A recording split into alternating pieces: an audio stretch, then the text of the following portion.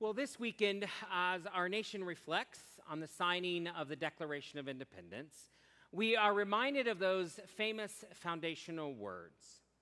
We hold these truths to be self-evident, that all men are created equal, that they are endowed by their Creator with certain unalienable rights, that among these are life, liberty, and the pursuit of happiness. When those words were first penned, they were not a reflection of the reality of that time. They were a blueprint of where these founding fathers were hoping to build towards. These words are an aspirational goal, a vision for a society that the founders themselves had not yet fully realized. And these United States have been engaged in that journey ever since, with each generation striving forward towards the fulfillment of these foundational truths. This 250th birthday, or being 250 years old, means we need to look back on an incredible journey. We've closed the frontier since then, united the nation coast to coast. We've walked on the moon. We've broadened the boundaries of equality and equity, but most importantly, we have stood as a beacon for dozens of other democracies around the globe. But the work of fulfilling those values defined in the Declaration of Independence continues today, and it belongs to all of us. We, the citizens of this great experiment, have the responsibility to continue to determine how these truths are lived out now. Which brings us to the Gospel of John. As I've mentioned before in this series, John's Gospel, the entire Gospel, is operated as a spiritual dualism between light and darkness. Jesus is the epitome of light, offering it to the world. And as we read this story, the man born blind is the very definition of this spiritual dualism. And we need to be very careful with how we handle these metaphors. For too often, our religious metaphors betray our own inner prejudices.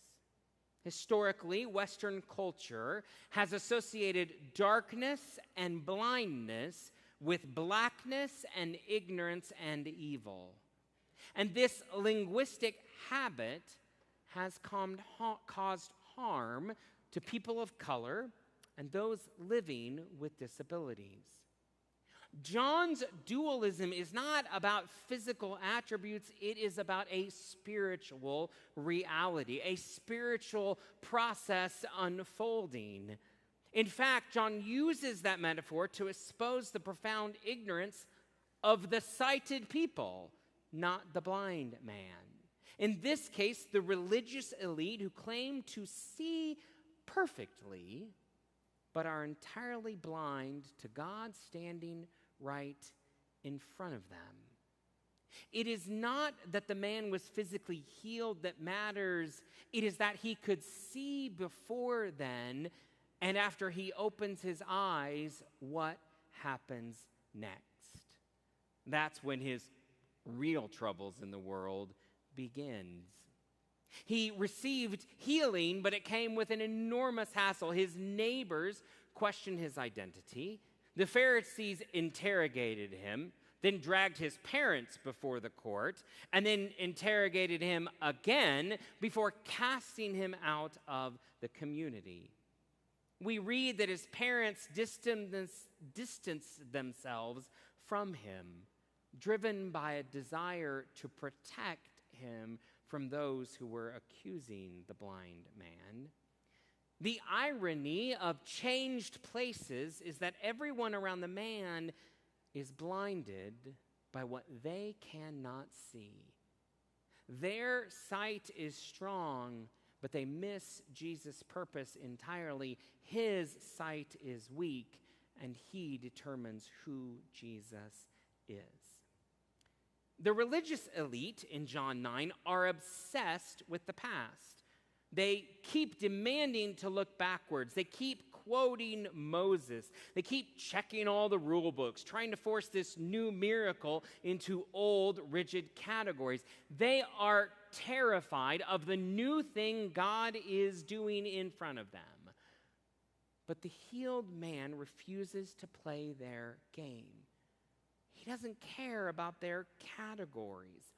All he knows is that his eyes are opened and the world is bigger and brighter than he could have ever imagined.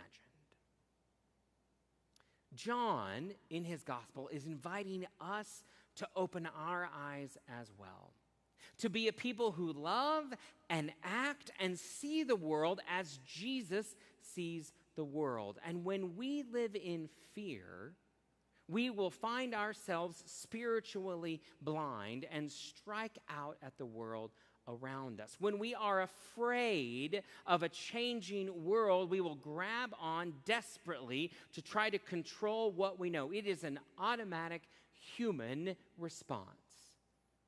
But one thing that happens in that panic is that we begin to conflate concepts that are actually worlds apart. That reality is unfolding in our nation right now when we talk about patriotism and nationalism. Patriotism means to stand by your country. It's a healthy love of our homeland. It is gratitude for our heritage. It is an affection for the roots we have that have made us who we are today. It is all of that while still respecting the global community. Nationalism is born out of an insecurity. It is an ideology that places loyalty to the nation above all else, elevating national self-interests over shared global concerns. Christian nationalism takes this a step further. It subordinates loyalty to Christ with loyalty to the state. And for Christians, we should recognize and call out that as idolatrous. If Ronald Reagan was a Christian nationalist, there would have been no end to the Cold War. If Franklin Delano Roosevelt was a Christian nationalist, we would not have aided England during the rise of fascism in Europe. Both of these leaders melded their faith with their political purposes for the betterment of the world, not to control the world. Out of the hope for a world that would come into existence, not letting their fear lead them to control what happens. What this movement actually desires is something called a Christian theocracy. In 1821, Thomas Jefferson wrote that the Virginia Statute for Religious Freedom was intended to comprehend within the mantle of its protection the Jew and the Gentile, the Christian and the Muslim, the Hindu and the infidel of every denomination. Christian nationalism should concern us because it uses our faith to try to control others. When our nation was intentionally built so that a people of all faiths, or no faith at all, could worship freely. Jefferson also said, "Let the state wield the sword, let the church carry the cross, and let the two of them never attempt to switch seats." In our diverse world, we are called to have the courage to see it as a big, beautiful place. To see the world or to see that world, though, we have to be people of hope and not let fear guide us. We need to name that America has overcome multiple wars, major economic depressions, terrorism visited on our land, by finding our strength in our shared ideals despite our differences. It is these differences that give us strength. It is this diversity that shows the world the way forward. At the Last Supper, Jesus gathered with a diverse group of people. He intentionally recruited those with differences, different ideologies, different approaches to changing the world, different values of faith within the disciples themselves, different education levels. Think about all those founding fathers 250 years ago sitting in that room in Independence Hall in Philadelphia. They were a diverse group of people. There were farmers, doctors, professors, reverends, writers, military heroes, liberals, conservatives, freedom fighters, those who were still loyal to England, and slave owners.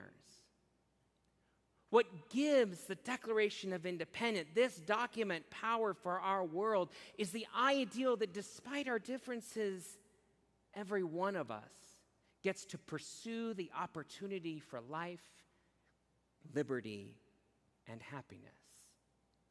And nowhere have we seen that play out more than this week in our country. With the way the World Cup has been hosted, millions of eyes are upon us. We have people from every corner of the globe representing every culture, language, and faith tradition arriving on our soil. And they are falling in love with America too. Maybe you've seen the social media reels about the French tourists who are walking into Buc-ee's travel station for the very first time. They don't understand why there is 120 pumps. One man said, "Are you refueling the Air Force here?" They are blown away by the clean bathrooms, the endless fountain refills you can get, not to mention the sheer scale, the friendliness, the abundance, and the barbecue that you can take home with you right there. There has been a run on a condiment in our country called ranch dressing that you can now buy duty-free at the airport. It's lighthearted. It's fun. But we should also see the serious side of it too. You should see the images of families from war-torn countries standing in our stadiums, weeping as they watch their teams play in safety, amazed by a country where people of completely opposing backgrounds can sit in the same row and share a hot dog and a beer and still cheer side by side. What is more uniquely American than that? What is a better blueprint of our document that other than bringing together profound differences to share in a common space? Our differences are what matters. Our differences and our ability to sit together is what sets us apart. This week, the Pioneer Museum reached out to Reverend Amy and I and asked for a 250-word statement about what it means from a faith perspective to turn 250 years old. And this is what we submitted. Our differences, especially in faith, background, and ideology, do not weaken us. They are the very fabric of a strong America for tomorrow. When we open our doors to the world and protect our neighbor's freedom to worship differently than us, we are not diluting our strength. We are fulfilling the promise. Today is not about politics. It's not about being a Republican, a Democrat, an independent. It's not about being someone who cannot vote or someone who chose not to vote. Today is about every generation taking the responsibility to leave America a little better than they found it. Choosing to believe that a faith that loves unconditionally and a patriotism that welcomes graciously is the blueprint of the declaration we strive towards. May that be our work this day and beyond.